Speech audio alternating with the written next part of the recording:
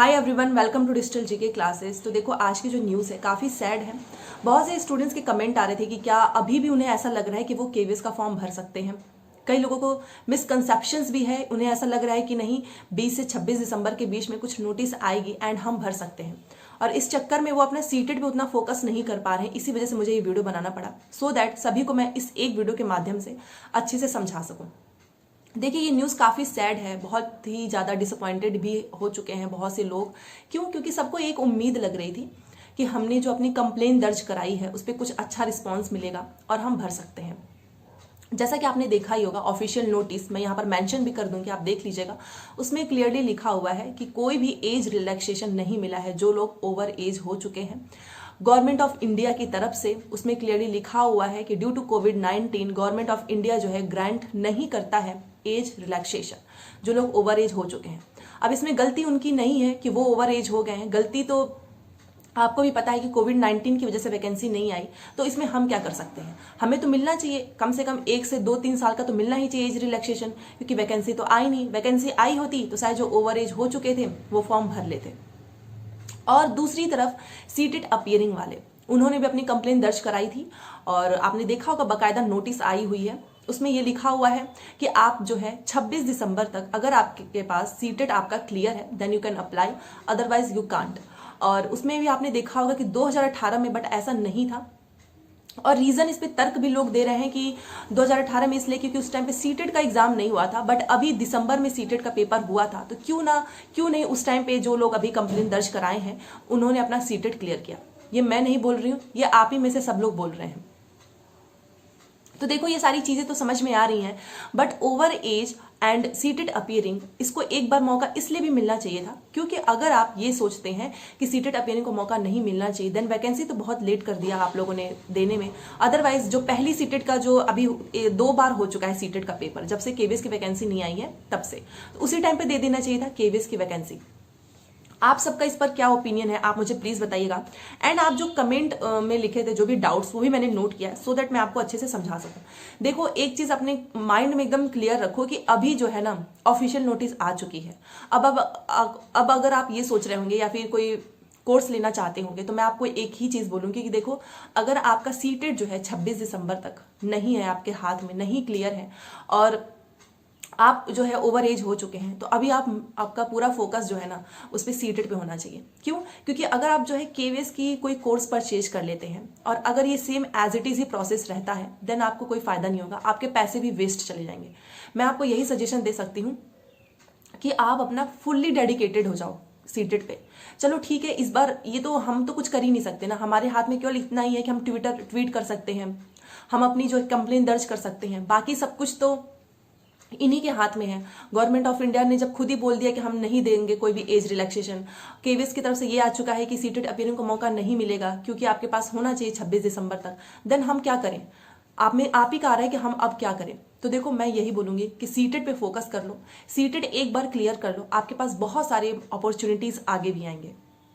जैसा कि डीएसएसबी की वैकेंसी आने वाली है, यूपी में आने वाली है, रीट का तो रीट में तो चलो लगता नहीं है, बिहार में आने वाली है और भी अदर द स्टेट्स में आने वाले हैं। और क्या पता अभी केवीएस की जो वैकेंसी आई है इसके बाद से एक और वैकेंसी आए। अब हमको पॉजिटिव में ही देख के चलना होगा क्योंकि हम होपलेस नहीं हो सकते हैं, क्योंकि अगर आप होपलेस हो जाएंगे ना तो पढ़ाई में मन नहीं लगता है। तो मैं आपको यही बोलूंगी कि अगर आपके पास नहीं है, आप सीटेड अपीयरिंग में हैं और ओवर एज हो चुके हैं, तो आप अपना ओपिनियन बताइए इसमें क्या हो सकता है। 20 से 26 दिसंबर के बीच में बातें तो चल रही कि एक बार और ट्राई करते हैं, बट आपको क्या लगता है कुछ सुनने को मिलेगा या नहीं? मुझे तो ऐसा लगता है कि कोई रिस्पॉन्स नहीं आएगा, क्योंकि अभी जो पिछले जो भी भर्तियां आई थी उस टाइम पे भी मैंने यही देखा कि स्टूडेंट्स ने इतना जोर लगाया, इतना स्ट्राइक किया, इतने गए, इतना दौड़े धूपे, बट कोई फायदा नहीं होता है। लास्ट में हमारा समय बर्बाद होता है, हमारे पैसे बर्बाद होते हैं। ठीक है, अब देखो, सीटेड का आपका एग्जाम है तो आपको क्या करना होगा कि आपके नंबर ना 130 140 आए, क्योंकि अब आपके पास समय कम है और आप स्ट्रेस भी बहुत क्रिएट होता होगा माइंड में। आप सोचते होंगे कि पता नहीं मेरा होगा या नहीं, फिर ये भी चीजें सामने आती होंगी कि अरे इतनी अच्छी वैकेंसी आई, हमारे हाथ से हमारे हाथ से निकल गई। मैं तो आपको यही बोलूंगी कि अभी सीटेड का एग्जाम पास में है, 2 से 4 दिन में आपको वैसे भी पता चल जाना है आपका पेपर कब होना है। तो आप ना जितना ज्यादा हो सके मॉक टेस्ट लगाइए। अगर आप किसी भी कॉम्पिटेटिव एग्जाम्स की तैयारी कर रहे हैं एंड मॉक टेस्ट देना चाहते हैं तो टेक्स्ट बुक का ईयरली पास जो है आप परचेज कर सकते हैं। नॉर्मली इसका प्राइस जो है वो 399 होता है, बट अभी कम होकर 299 हो चुका है, जो वैलिड रहेगा 20 से 23 दिसंबर तक। बट आप मेरा कूपन कोड GKC यूज करेंगे तो 10% एक्स्ट्रा डिस्काउंट मिलेगा और प्राइस कम होकर 269 हो जाएगा, जैसा कि आप स्क्रीन पर देख सकते हैं। और इसके अलावा एक स्पेशल गिफ्ट्स भी है एस्पिरेंट्स के लिए। 20 से 23 दिसंबर के बीच में अगर आप परचेज करते हैं तो each day 5 lucky students will win room heater, मतलब 5 लकी स्टूडेंट्स जो है वो रूम हीटर जीत सकते हैं। और इसका लिंक जो है टेक्स्ट बुक का वो मैंने comment box and description box में पिन किया हुआ है, यू कैन चेक आउट। ठीक है, मॉक टेस्ट लगाने से क्या होगा ना कि आपके नंबर इंप्रूव होंगे। और एक चीज़ और मैं आपको बोलना चाहूंगी कि आप ना अपनी गलतियों पर काम कीजिए। अगर आपकी कोई भी मिस्टेक सामने आ रही है, आप उसको एक पेज पर नोट कीजिए। अगर आपके आसपास में कोई बता सकता है या फिर मैं कोशिश करूंगी, आप टेलीग्राम पे भेज देना। अदरवाइज डाउट अगर हमारा क्लियर नहीं होता है तो हम एग्जाम में बहुत गलती करते हैं। दूसरी चीज़ कि ऑनलाइन पेपर में एग्जाम होना है, तो अगर आप में से बहुत से लोग तो नहीं दिए होंगे एक बार भी ऑनलाइन पेपर, तो प्लीज़ एक बार ऐसे ही कंप्यूटर कोई भी सिस्टम हो उस पर एक बार seated.nic.in इस पे जाना और वहां पर सबसे नीचे स्क्रॉल करना, वहां पर लिखा हुआ है मॉक टेस्ट। आप मॉक टेस्ट पे क्लिक करोगे, सेम वैसा ही फॉर्मेट आ जाएगा जैसा कि एग्जाम में आपको देखने को मिलेगा। या फिर अगर आपके पास वो भी अवेलेबल नहीं है तो मैं तो हुई आप सभी की हेल्प के लिए। मैंने अच्छे से पूरा बकायदा कर वहां पर एक एक स्क्रीन पर पॉइंट वाइज करके सब कुछ बताया हुआ है। एंड स्क्रीन में आपको वो वीडियो मिल जाएगी, आप वो वीडियो जरूर देखना अगर आपने एक बार भी ऑनलाइन पेपर नहीं दिया है। ठीक है, और जो लोग नए आए हैं तो चैनल को सब्सक्राइब कर लो ताकि यहाँ से हर इन्फॉर्मेशन आपको मिलती रहे। और वीडियो को लाइक कर देना, शेयर भी कर देना।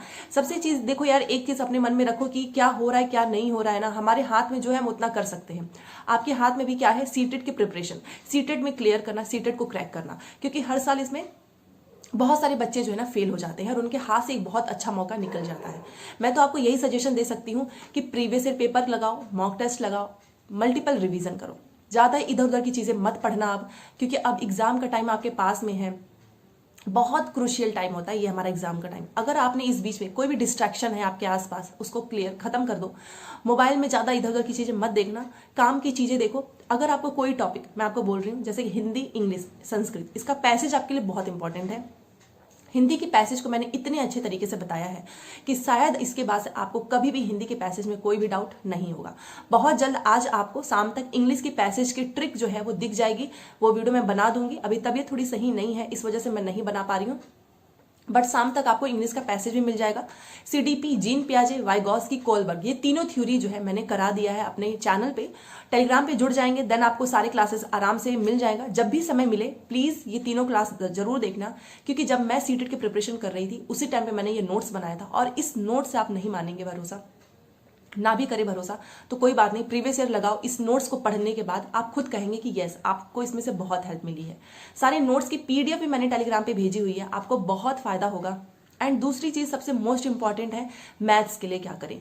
देखो मैथ्स एक ऐसा सब्जेक्ट है ना कि आप एक दिन में कंटेंट जो है ना उसका पूरा नहीं तैयार कर सकते हैं, आप भी मानते हैं बात।